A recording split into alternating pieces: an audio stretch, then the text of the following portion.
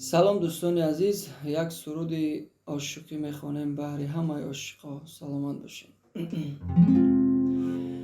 دلم در عاشقی آواره شد، آواره تر بادا. دلم در عاشقی آواره شد، آواره تر بادا. تنم از به دلی بیچاره شد، بیچاره تر بادا. تنم از بیچاره شد، بیچاره تر بادا. میانی این همه آزردگی ها، میانی این همه آزردگی ها.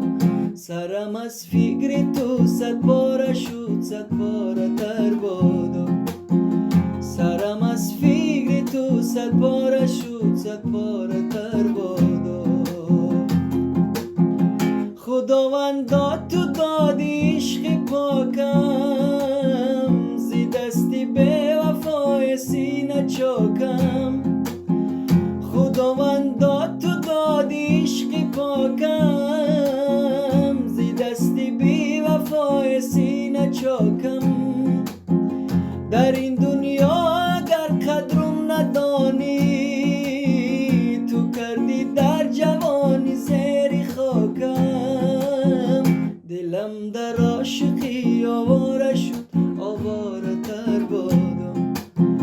تنم از به دلی بیچاره شد، بیچاره تر بادا.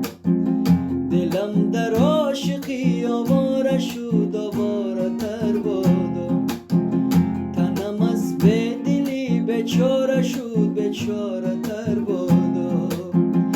میانی این همه آزردگی ها، میانی این همه آزردگی ها. سرم از فکر تو صد باره شد، صد باره تر بادا. سرم از فکر تو صد باره شد، صد باره تر بادا.